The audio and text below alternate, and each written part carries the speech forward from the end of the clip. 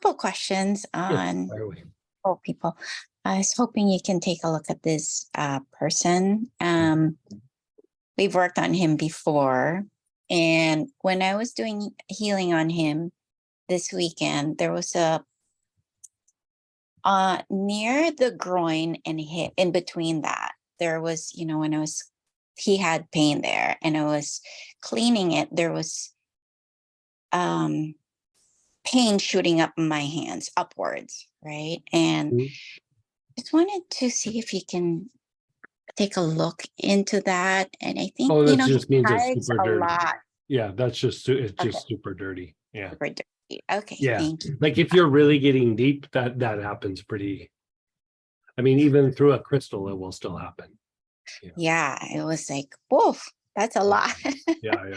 Okay, so would that be more, he hikes a lot too.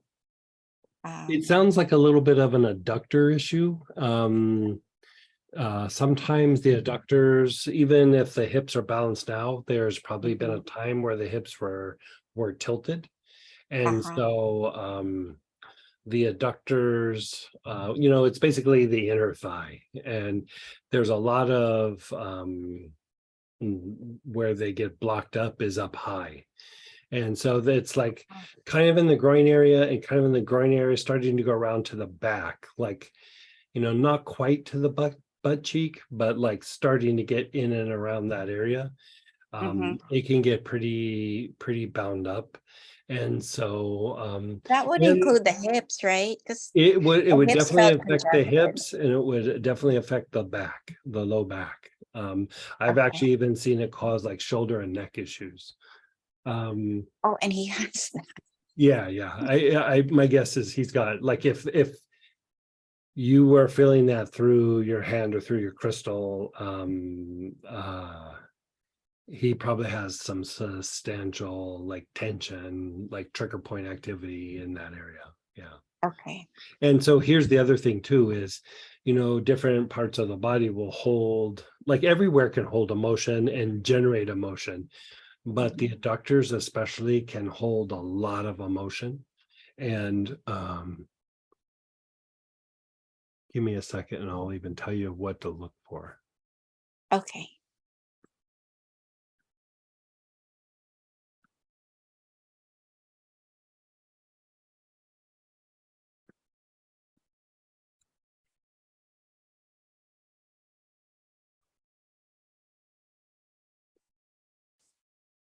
No. So with the adductor area, so like from the groin all the way down to the inside of the knee, not the front on the kneecap, but like on the inside up. Mhm. So that would be all the way up into the perineum area and even a little bit on the backside. Like the emotion there that gets generated, or that it's not that the emotion is causing it, it's what it causes, like if you have a misalignment or an injury or something like there, it starts to make it harder for the person to turn inward. Like they're just always like outwardly like expressing or turning outward. For them to sit and turn inward, it's almost like it's too painful. It is. Yeah. Yeah. So it's so you can, okay, so he has that issue. So Mhm. form the intention, like when you work that area, to work it, you could clear that emotion, like clear with just using like electric violet or something, and then work the muscle, and then clear the emotion again, and then work the muscle. Yeah. Okay. Yeah. What I use to use that uh with oils, the difficulty turning inward is Uh-huh. cistus. Like you could have him inhale with his awareness on the inner thighs, and cistus will help unwind that and then make it easier to treat. Like his sometimes something won't get better or gets better much slower because again, it's not that that emotion is being aggravating the condition is causing a lower emotional response, and then they kind of just fuse and they don't really respond if you only like treat half of it. Like it does, but it doesn't, you know what I mean? Everything just slows down. It just makes everything more complicated. And so by going through and treating that, you can see this is tied to some of the body mapping stuff, which is things that I used to do back in the 90s. I used to do it in healings too, but I mean, I openly talked about it back in the 90s. And when you treat the emotion that area generates, and then the tissue, it will get better at like usually a crazy pace. Like it just responds really super fast. Okay, so here's the challenge. This person, I mean, he's gone a long way in forgiving himself. But I think there's still things that he's hanging on to where he can't forgive himself for something that happened. Do you And know what it is, or? yes. Hey,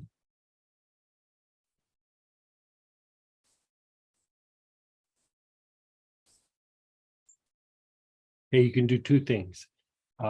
Just like I said, how to treat the thighs, treat the muscles between the shoulder blades and the spine, and then treat the shoulder blades themselves. The area between the shoulder blade and spine will help facilitate letting go of something. The shoulder blades helps to reduce the fixation that holds it in place, like that won't let him let go. Mm. You know, think about like when you're on your computer and you're doing something for a long period of time with your mouse and everything, and then pretty soon you're like, God, my shoulder is like, your shoulder being in that place doing those little fine movements was in a fixed position.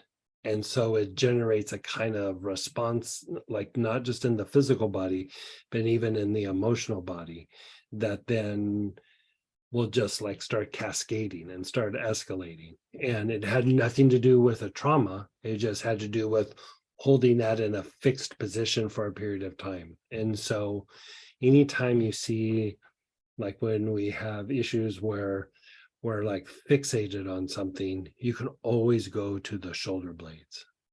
You'll always go to the shoulder blades. When my first like 30 years, you know, being alive, when I would get like Rolfing done, you know, where they do deep fascial work, they could barely touch my shoulder blades. If they did, I couldn't move my arms. Like I could move them like this, but I wouldn't be able to even move them away from my body because they were so sore and so tight.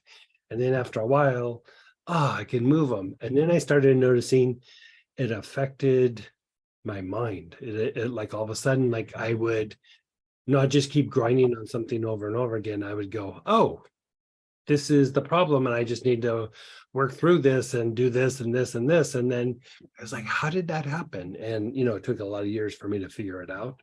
You know, working with people in different disciplines, you know, psychology and a lot of it was osteopathic, actually, that really kind of brought things around in the Rolfing community and all that.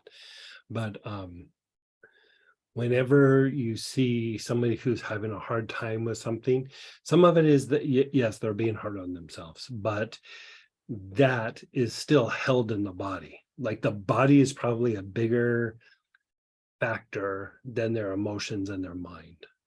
Yeah, much bigger factor.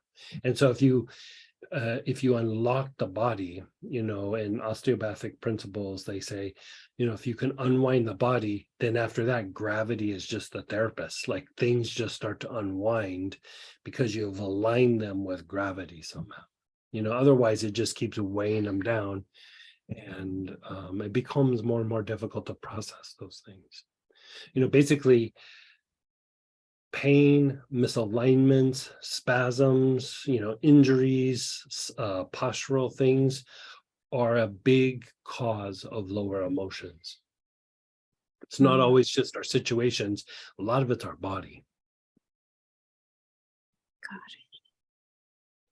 Thank you for that, Greg. Yeah, And then so helichrysum on the shoulder blades. And you could even do helichrysum like between the, let's see, helichrysum. Let me see what else I have. Let me see if I like applied topically. they could do inhalations on those areas too.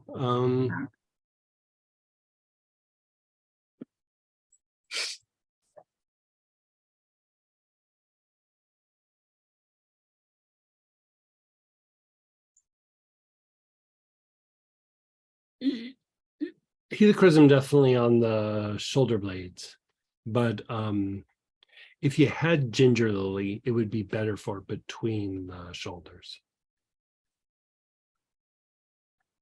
Inhalations as well, Mhm. right?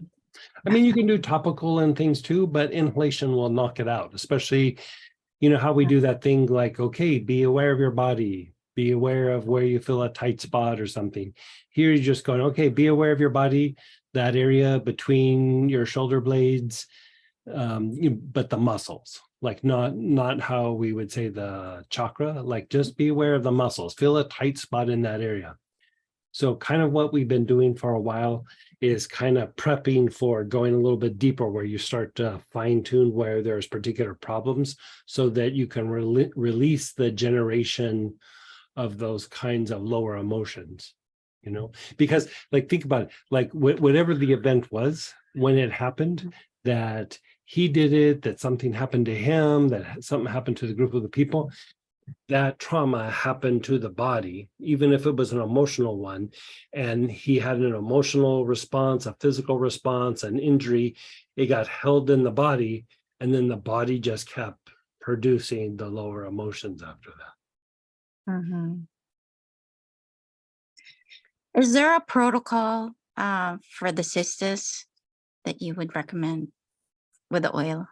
I mean, For the inner thigh, just have him inhale with his awareness on his inner thighs.